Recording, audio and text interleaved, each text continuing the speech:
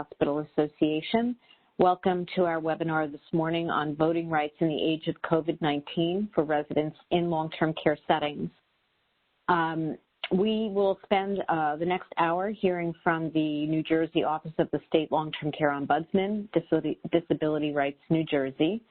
And we also have with us the New Jersey Department of State Division of Elections and the New Jersey Department of Health to assist with any questions that may arise in their areas. We have a very large group of attendees this morning. So when we get to the Q&A portion of the presentation, I am going to ask that you please use the chat box on the WebEx that's on your screen, not the Q&A box, the chat box, so that I can make sure that I see all of the questions that are being asked. I will read them aloud. We will ask the presenters to respond to the questions that pertain to their area of expertise. And if there are any questions that cannot be answered today, we will take them back and work with the faculty to get responses for you. So with that, I am going to turn things over to Lori Brewer, the New Jersey State Office of the Long-Term Care Ombudsman. And Lori, I just want to know if you'd like me to make you the presenter yes. So that you can advance the slides. No, if you don't mind, could I just ask somebody else to do that? I'm happy to do it for you, no problem. Yeah, I do appreciate that. Okay. Thank you so much. Right. Thank you so much, Teresa. You're welcome. Please go ahead. Thank you, Teresa, and thanks to the New Jersey Hospital Association for hosting this important educational program today.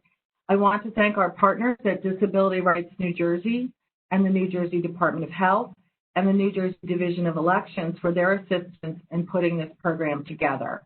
Obviously, COVID-19 has changed how Americans will cast their votes across the country, and nowhere is that more evident than in the long-term care community. The restrictions that are in place regarding visitation, movement within the facility, and residents' limited ability to leave places tremendous responsibility on facility staff to help residents exercise their constitutional right to vote, and that this is amidst all of the other things that facility staff are having to do, and I know that many of you are working diligently on this issue. We hope that you find this program illuminating. Next slide, please.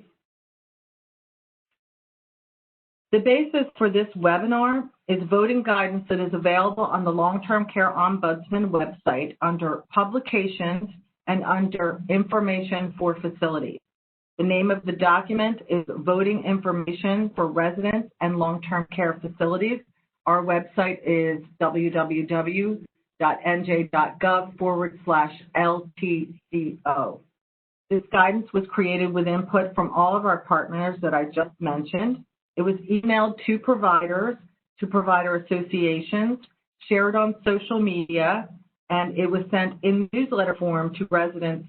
This was all done during the first week of October. Next slide, please.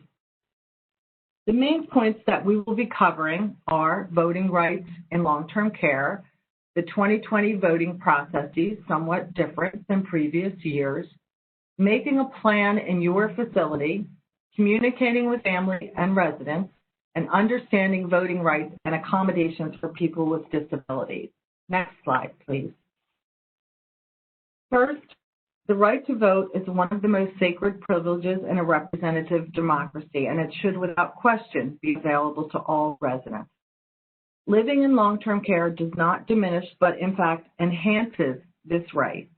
Indeed, the Centers for Medicare and Medicaid issued guidance on October 5th that affirmed the continued right of nursing home residents to exercise their right to vote. The CMS guidance further makes it clear that the resident has a right to be supported by the facility in the exercise of voting. This guidance goes on to further state that any infringement of a resident's right to vote is a violation of residents' rights under federal law and federal nursing home regulations.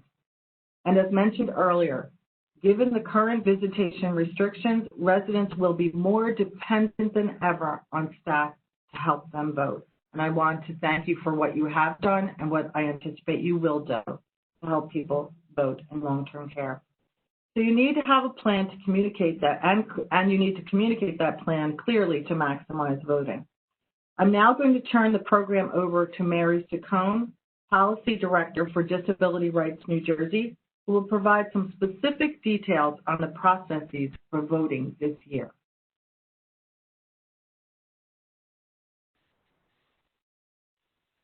Hello, everybody. Next slide.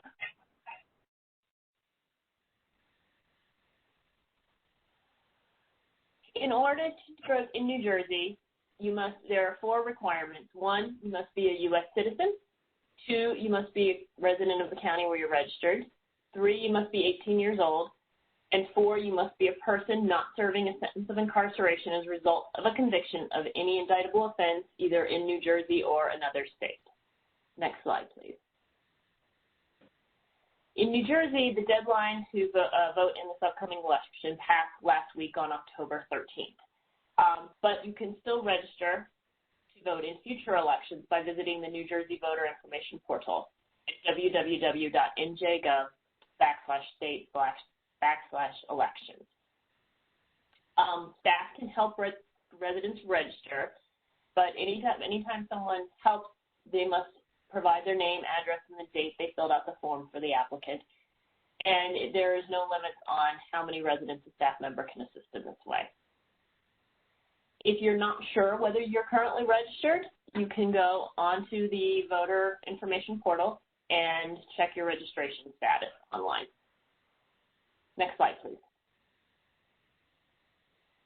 For this upcoming election, the process has changed. In the past, in order to get a mail-in ballot, you would have to put in an application for a mail-in ballot. However, for this election, due to COVID, the governor put out an executive order that changed the process. Now, all New Jersey counties were required to mail ballots automatically to every active registered voter by October 5th. So at this point, every active registered voter in New Jersey should have received their mail-in ballot. The mail-in ballot was mailed to the registration address. So if you've registered in another location as your primary home address, but you're currently residing someplace else, that mail-in ballot would have been sent to your primary address. So if you're registered but you didn't receive a ballot, you can contact your county clerk and request one until October 23rd, 2020, and you can request that through mail. You can request in person. You can have someone go in person to request a mail-in ballot up until the day before the election, I believe. Residents must complete a ballot with assistance if needed and return an official prepaid envelope. So basically, when you get your mail-in ballot, it will come with 2 envelopes inside with the ballot. So there's going to be a ballot and then 2 envelopes. There's a ballot, an inner envelope, which you put the ballot in the inner envelope, and that has the certificate of the mail-in voter, which is what the person will where they sign the ballot or sign the certificate. And then they put that inner envelope, they seal that inner envelope and put that inner envelope in the outer envelope, which can be returned, and there's no postage is required. When you're filling out the mail-in ballot, it is really important that you read your instructions carefully before you complete it. Also, the signature must match the voter registration signature. If it does not, a non-matching signature will trigger a form to cure the mismatch, and the voter must return the form by November 22nd for their vote to count. So basically, if you think your signature might not match because your handwriting has deteriorated, you're not as easy to write your signature has just changed over the years, be prepared. You might be getting a second letter from the Board of Elections telling you that your signature is mismatched and you need to fill out this form to cure the mismatched signatures. Next slide, please. When people are helping a resident complete the ballot, just remember that the resident's vote is always their choice, not anyone else's. And anyone can help, staff, family, friends, but the resident must actually sign the voter certificate. Anyone who helps a resident fill out the ballot or assist them with the ballot must fill out the sister section on front of the inside envelope. Family, friends, etc. can help residents during approved visits, outdoor essential caregiver, compassionate caregiver, indoor visits, pursuant to the latest Department of Health guidance. Each facility should encourage and facilitate family involvement where it's desired. And a sister can help an unlimited number of residents. Next slide, please.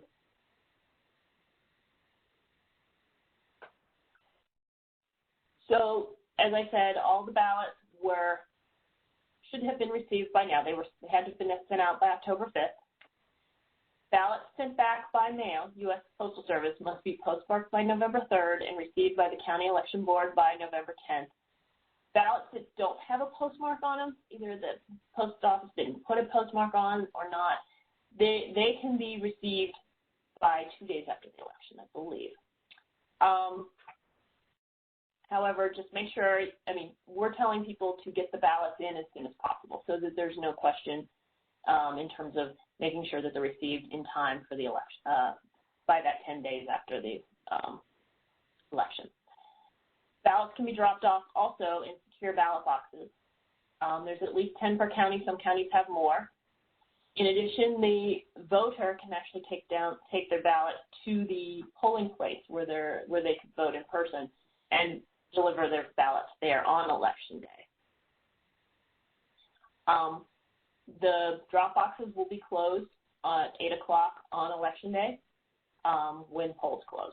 So you can't drop off your mail-in ballot after 8 p.m. in a drop box on election day. If another resident wants another person to deliver their ballot for them, then that person would become a bearer, and they must fill out the bearer section on the envelope. And a person who is a bearer cannot be a bearer for more than 3 ballots in any election. So someone can't go and collect a ton of 10, 15 ballots and deliver them to a ballot box or to the Board of Elections so you must only have, the most a person can deliver of ballots is 3. Next slide, please. In addition, there is in-person voting on election day. There will be fewer polling places, so a polling place may not be your traditional polling place. Everyone who goes to the polling place to vote in person will be voting on a provisional ballot, paper ballot. The only voters who are not using provisional ballots will be people who cannot fill out a paper ballot due to a disability, and they will be allowed to vote on ADA accessible machines once they confirm that the person has not submitted and returned their vote by mail ballot. Facilities should not quarantine residents simply because they go out to vote. This should solely be based on the resident's exposure when voting. And as I said, there will be fewer polling places, but at least there will be one in-person polling place in all New Jersey municipalities. There is a list of all the polling places on the New Jersey Voter Information Portal at the the New Jersey State Elections website. Next slide, please.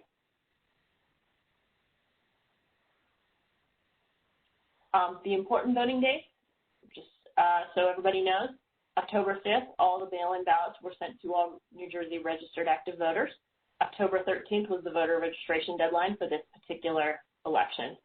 October 23rd is the last day to request a mail-in ballot by mail if you did not receive one. November 3rd, obviously very important, it's actually election day. November 10th is the last day for the Board of Elections to receive ballots postmarked by November 3rd. And November 20th is the certification of the results. Next slide. For generally, if you have never voted before and you registered by registering by mail, and you've not submitted a identification with that registration, you must provide identification when you vote the first time. Such identification are New Jersey driver's license, a military or government ID, a student ID, employee ID, store membership card, U.S. passport, or a bank statement, car registration, government check, rent receipt, something that would basically show your address. because now we're doing automatic voter registration through the Motor Vehicle Commission. Anybody who registers using their Motor Vehicle Commission ID, becomes their ID for purposes of this. So there's not going to be as big of a issue with this going forward, but for now, just be prepared that if you've never shown your ID or given them identification, then you may be asked for identification the first time you vote. And if you don't have that, then you would have to supply that within 2 days after voting.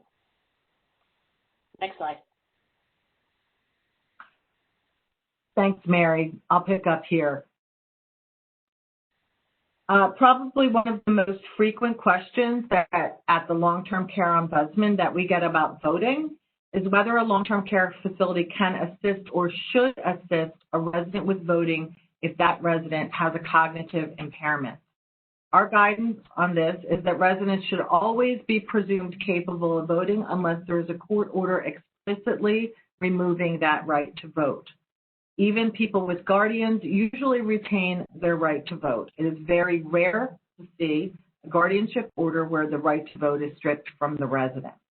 Further, powers of attorney may not vote for the resident. They can assist with the voting and they can assist with marking the ballot, but only the voter can decide their vote and only the voter can sign the ballot.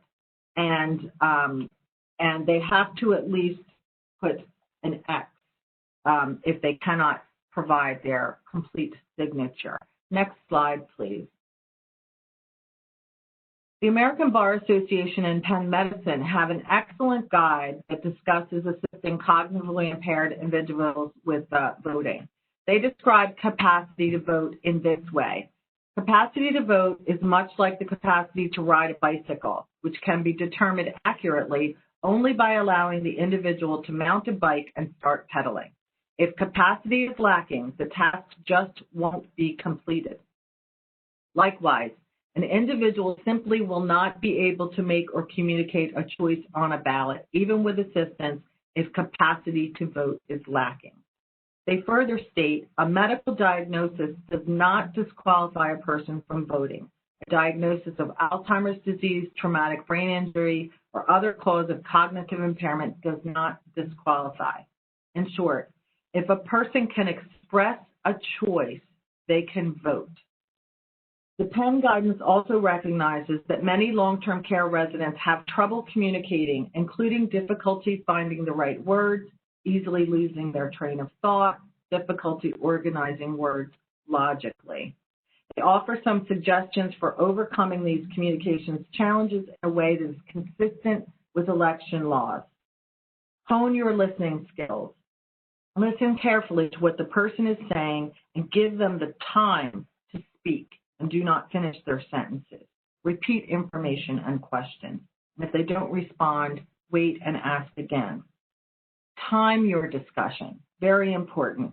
People with cognitive impairments may be more alert and focused at different times of the day. If you do not understand what is being said by the resident, ask the resident to point, gesture, or repeat. For some residents, assisting them with completing the ballot is going to be a time-consuming process. So it really is a good idea to identify staff who are responsible for this task and accountable for its completion. Next slide, please. How can facilities help residents to vote? Well, I touched on it. Designate staff for voting, very critical. Communicate to residents and families, assess residents' needs, set a schedule, and plan transportation to the polls. Next slide, please. Obviously, we are getting late in the process now, so you should have a schedule in place to make sure that all residents have received their ballots, that staff are assigned to assist residents, or that you have arranged for family members to assist the resident if needed or requested. Any employee can help residents who need assistance. It is important, however, that they fully understand how the ballots should be completed, as discussed by Mary in the previous section. And again, that information is also available on the Excellent Voter Portal, which is operated by the New Jersey Division of Elections. Next slide, please. Communication is absolutely key here, as it is in all things.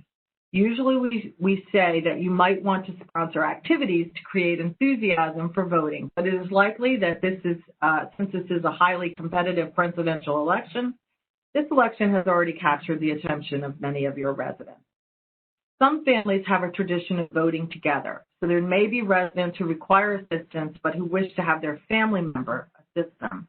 Assistance by family members within the provisions of the New Jersey Department of Health Executive Order on Reopening dated August 10th is encouraged.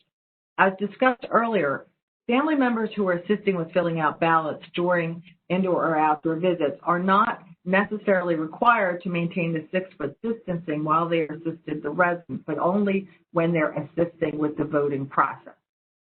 Otherwise, all of the other requirements are in place.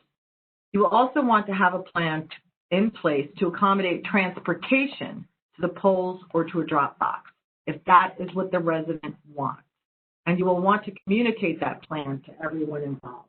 Next slide, please.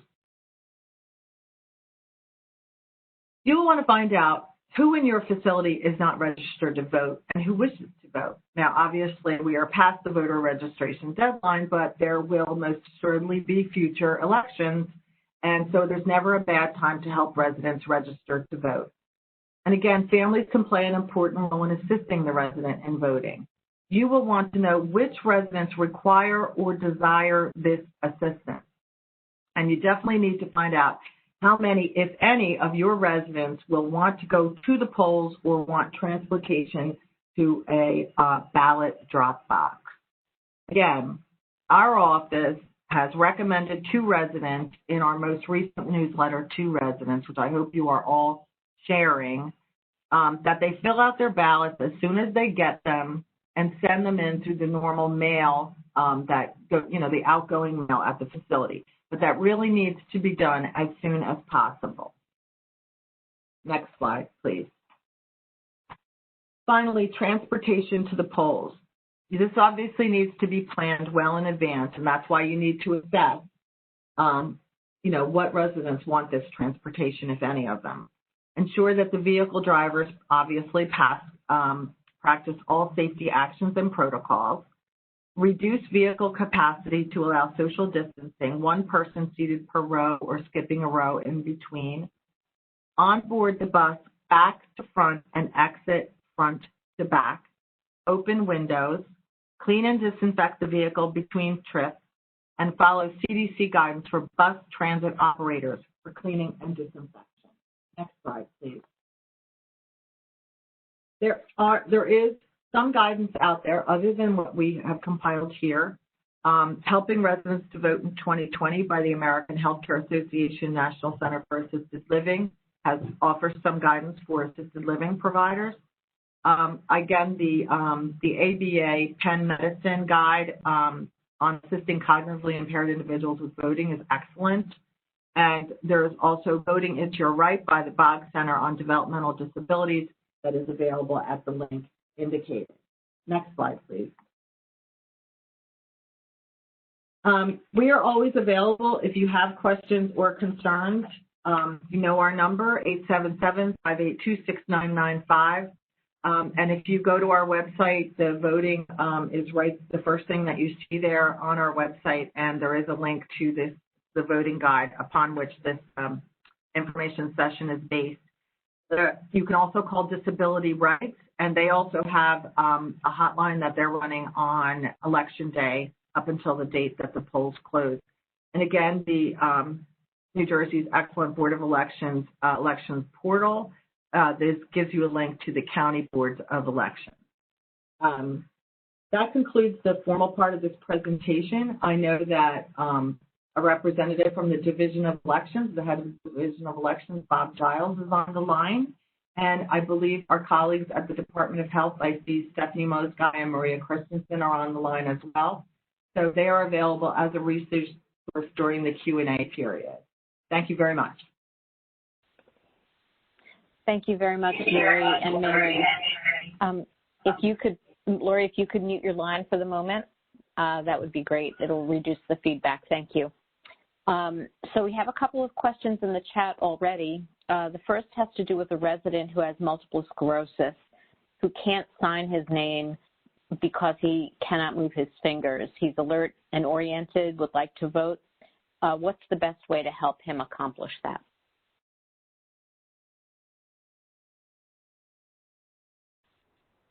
Let me answer that question. This is Mary Saccone from Disability Rights New Jersey. This is an issue we get a lot with respect to people with disabilities where they can't sign, no longer can sign. Generally, the idea is you should be able to make some kind of signature, even if it's using assistive technology such as something through the mouth or they can use their hands. It doesn't have to be their formal signature. The idea is signing. They can sign with an X. They can sign with a line. Anything that would become their signature at that time. In the past, that was a big problem because if there was a mismatched signature, then your vote would not be able to count. But now with the new law that allows for correcting or to verifying mismatched signatures, you will have an opportunity to cure your signature. So if the person can just make a line or an X, then they can send it in. They would say, hey, there's a mismatch. They would be given the form to fill out to verify that they are the person that signed it, and they would sign it again with their new signature, which would then become their signature going forward. So it's a chance for you to cure your signature mismatch. So in this case, if the person can, as I say, just make a line of some type or an X, that would be sufficient to count as a signature. I hope that answers the question. Yeah, and this is Bob Giles, and great presentation, and thank you for having me on. Just as a follow-up, I think it's important that people understand that their power of attorney cannot sign for them. We do see that a lot where they allow their power of attorney to make that signature, and it has to be the voter, and Mary's absolutely right. If it's a mark, we'll update their signature to mirror whatever their current situation is. Thank you. Thank you both. Just a kind of a follow-up question. Since this individual in this example is alert and oriented, if he decided that he wanted to go to the polls because he could use the ADA polling machine, would that be another option if the facility could manage to take him to the polls? This is Giles. Oh, go ahead. From the election standpoint, yes. So that's why every polling place will have an accessible voting machine. So if they are able to get to the polling place, when they arrive, they will be asked to give their information. The poll worker will verify that they are a registered voter in that election district. And then they'll be asked to sign a certification that basically says that due to a disability, they can't vote a paper ballot independently. So therefore, they'll be allowed to utilize the accessible voting machine. Okay. I apologize for the phone in the background. There is another question here about the number of residents that an assister can help. In the past, facilities were told an assister could only help 2 residents with a mail-in ballot. In the presentation, there was no limit on the number of residents an assister can help. So has something changed recently? So this is Bob again. So no, and that's a great question because that does create some confusion. Because there's 3 different scenarios when you're talking about vote by mail ballots. The first is the messenger. If you needed somebody to go get your ballot for you, in this particular situation, you should have one mailed already to you. But if for some reason you needed somebody to go to the county clerk and get a ballot for you, that's called the messenger. And you can be the messenger for 3 ballots, going to the county clerk and bringing a blank ballot back to the voter. Then during the voting process, you can have an assister, meaning somebody helping you fill out the ballot. That's unlimited. You can assist as many voters as you would like. for that part of the process. And then the third part of the process is returning the ballot. That's called the bearer. And again, that is only 3 people you can be a bearer for. And that includes taking it to a ballot drop box or taking it to the Board of Elections office or to the post office outside of the facility. And it should be clear that on election day, the voter can bring their vote by mail ballot to their polling place, but a bearer cannot. So people really need to understand that if you want to bring your own ballot to your polling place, you can do that, but you can't have somebody else bring it to your polling place on your behalf. Okay, thank you. The next question is, what if a resident has severe dementia and does not realize or understand what the election is when asked?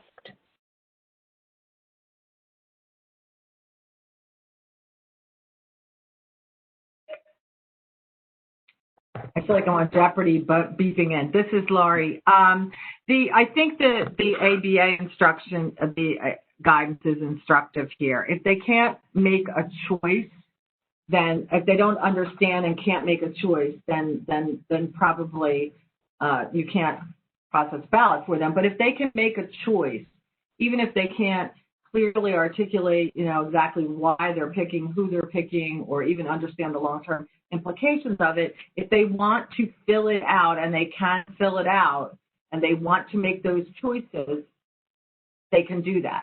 But if they can't make a choice, they don't understand the concept at all. It's a real judgment call, but generally speaking, if they're telling you they want to do it and they want to make the choice, even if you're not exactly sure that they understand why they're making this choice, you can still process the ballot. Okay, thank you, Lori. Is there a way for residents to check if their mail-in ballots are counted? Hi, this is Bob. So they can go on to our website, the vote.nj.gov, and sign up for an account that will let them know when their ballot's been issued, meaning sent to them, and when their ballot has been received by the Board of Elections. And if there is an issue with their signature, they will receive a letter giving them an opportunity to cure the issue. As far as the final determination of accepting and rejecting ballots will not appear on that portal until after Election Day. So if they have a concern, they could reach out to their Board of Elections office. And again, that information's on our website. But like I said, if the issue is their signature, they will receive an opportunity to correct it. Thank you, Bob. The next question is, can a family member drive a resident to the polls to vote?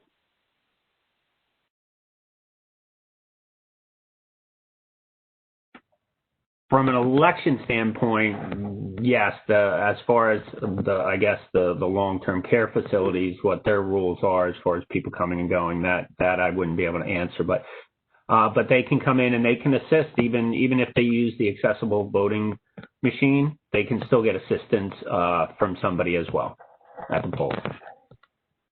This is Laurie. That's my understanding as well, that the family member can. But the issue of whether you would have to quarantine when you return is dependent on how much exposure that you've had when you were out voting. I know there are people on the Department of Health on the line who might be able to opine on that point, but generally speaking, if they're just going out to vote and coming back and they're following the proper protocols and procedures for safety, they should not have to quarantine when they come back, and they should be able to go with a family member, but it depends on the facts of the situation.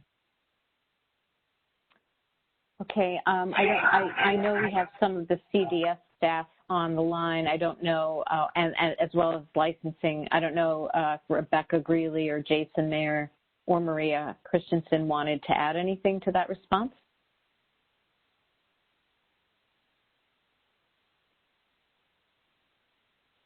I would agree with that.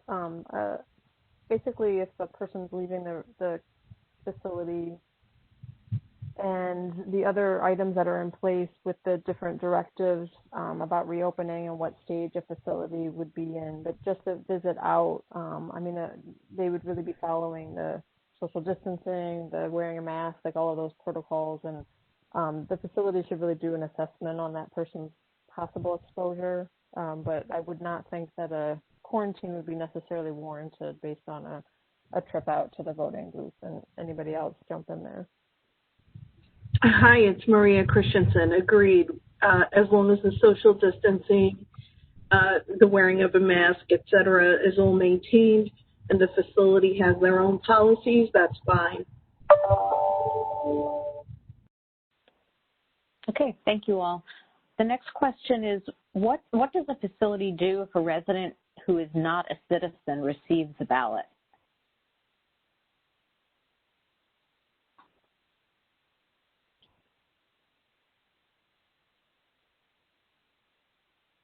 From an election, can you repeat the question again? I'm sorry.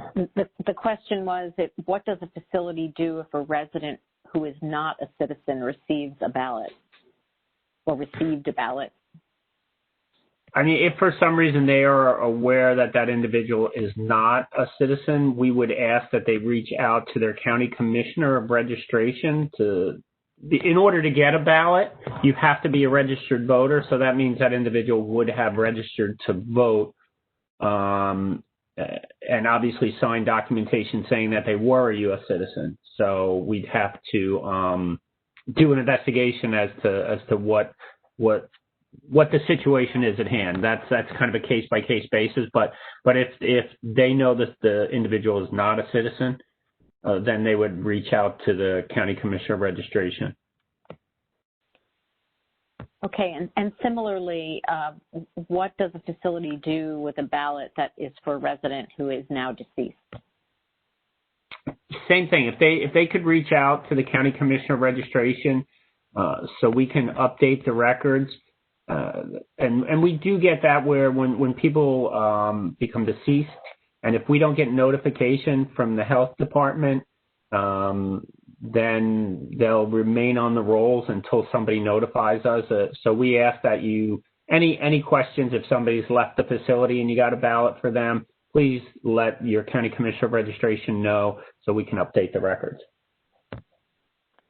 And along those same lines, if there are ballots that are not used, what should the facility do with them? Should they be thrown away? Should they be shredded? What is the right course of action for unused ballots? So, I mean, that's up to the individual. If it's a scenario where the person just chooses not to vote, you want to destroy the ballot, just so it doesn't, you don't have blank ballots kind of out in the world. And again, that'll be up to the facility and the voter themselves. But normally people will throw them in the garbage if they choose not to vote in a particular election. But we ask that you be careful so they don't end up in somebody else's hands that they should not.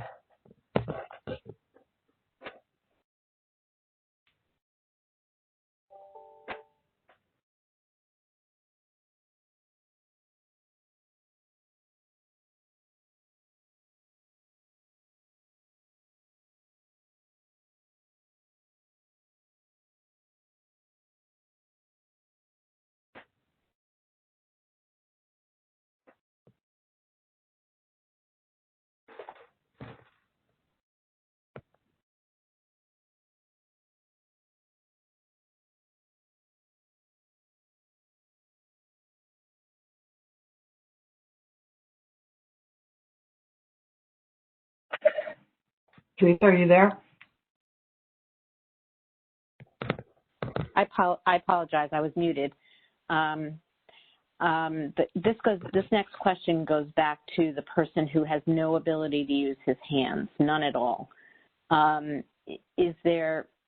the ADA voting devices equipped for someone who has no use of their hands? What can be done in that situation? This is an alert and oriented person, but just no ability to use their hands.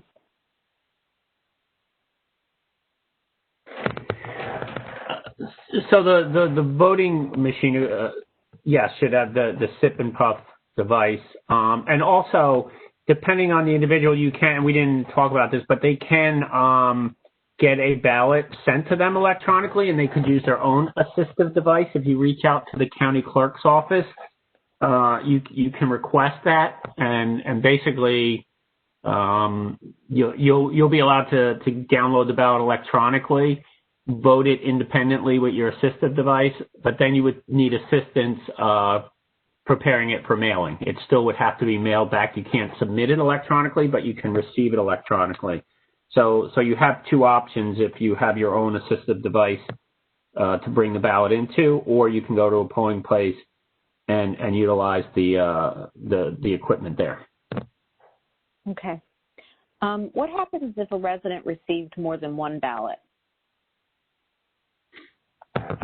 The same thing that we were talking about earlier as far as if whether it's deceased or if they receive more than one ballot. Sometimes, especially with older records that we have, older voting records, prior to 2006, we didn't collect all the information we collect now, so we don't have driver's license and last four digits of social security number on a lot of voters. So if they move and they re-register maybe under a slightly different name, we see this a lot with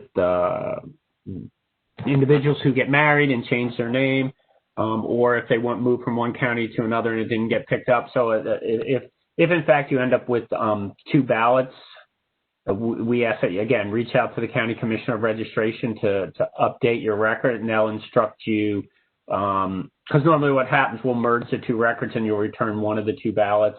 You'll vote one of the two ballots and then return the other one as to the, and you can return them to the, depending on the situation. If you're just going to put return to sender, please put the reason on there if you're going to send it back to the county clerk.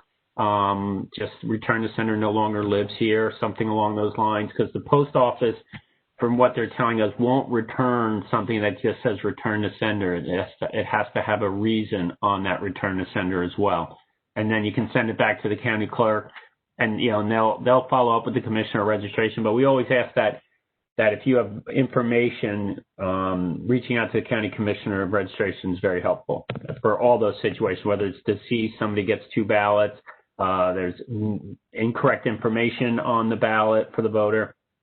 It'll give us the opportunity to get those things corrected and updated. Okay. The next question has to do with patients who come into the nursing facility for a short stay. If the time of their stay extends over the period of the election, in most circumstances, they will have received their ballot at their home address because they're not a resident of the facility for the long term. So there's no change of address. How should facilities manage those situations? Should the family bring the ballot to the patient in the facility for them to fill out? What would you suggest? So in that scenario, if they're only there short term and they're still getting all their mail and at their house, if somebody can bring them their ballot, that would be the best. Because they're still allowed, obviously, to vote from their residence. So, but if it's a matter if that's where the ballot is, whatever the best way is to get the voter their ballot, we would recommend that. Okay. The next question has to do with a family member of a resident with severe dementia.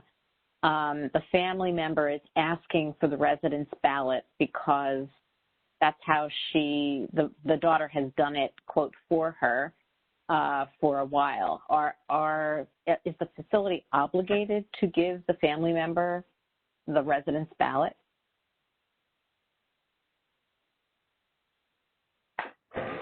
So I guess this starts to get into, and maybe Lori or somebody wants to address this as far as, I guess, how coherent the voter or the individual is. I'm not quite sure what the policies are on that. If maybe Lori, if you want to take that one.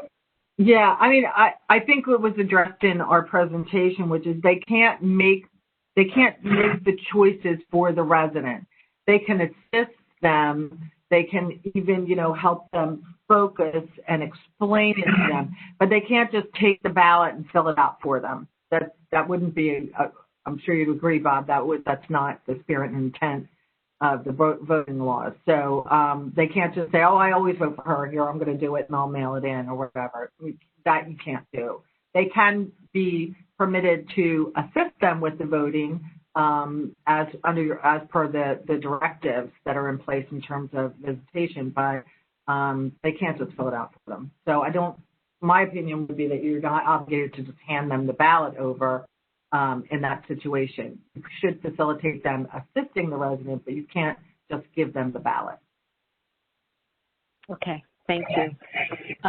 There are a couple of more questions about the use of the electronic ballot.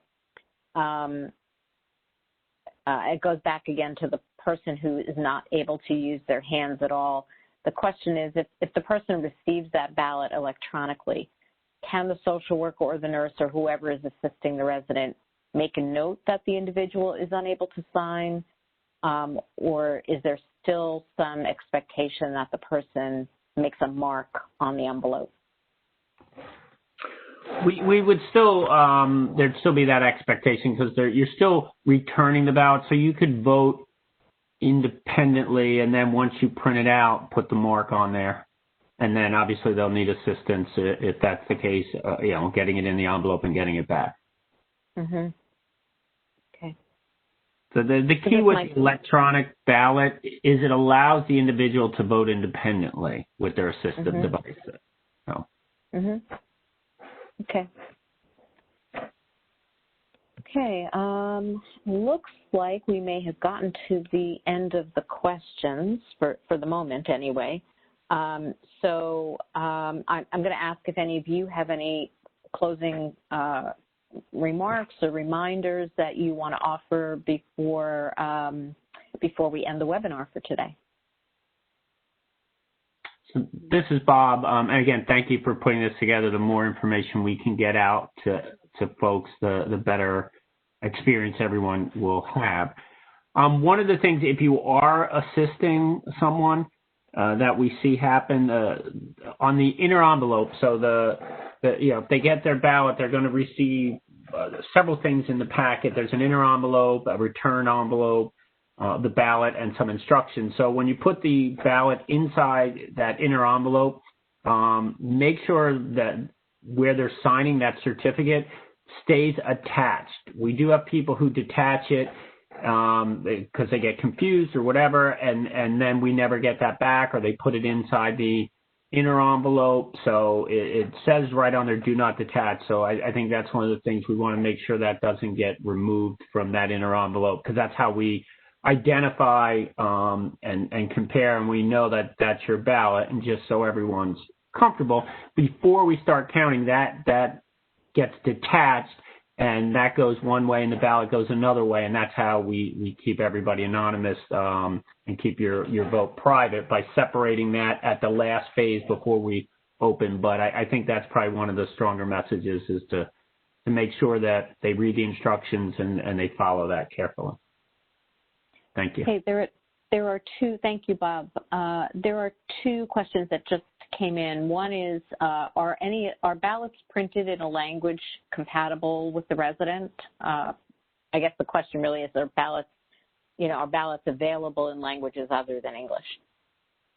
So it depends on the county that you're in, and it's as far as the ballots being printed, it's based on the census, and so we have I forget the total number of counties that are English and Spanish, but we also, Bergen is English, Spanish, and Korean, and Middlesex is English, Spanish, and Gujarati. Okay. And last question is, if a facility is using a video conference to facilitate conversation between the resident and their family member, who's considered the assister in that situation? Is it the family member, since they're the one talking with the resident about filling in the ballot, or is it the facility staff person? I would say the staff person, whoever's physically filling it out. If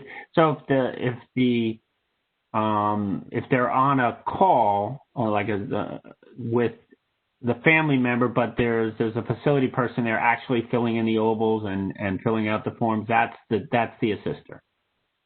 Okay, thank you for that. Mm-hmm. Okay. I want to thank you all very much for taking the time to present today. I think this is extremely helpful, really good reminders and good details for people to use in the weeks ahead to the election. Thank you to everyone who attended today.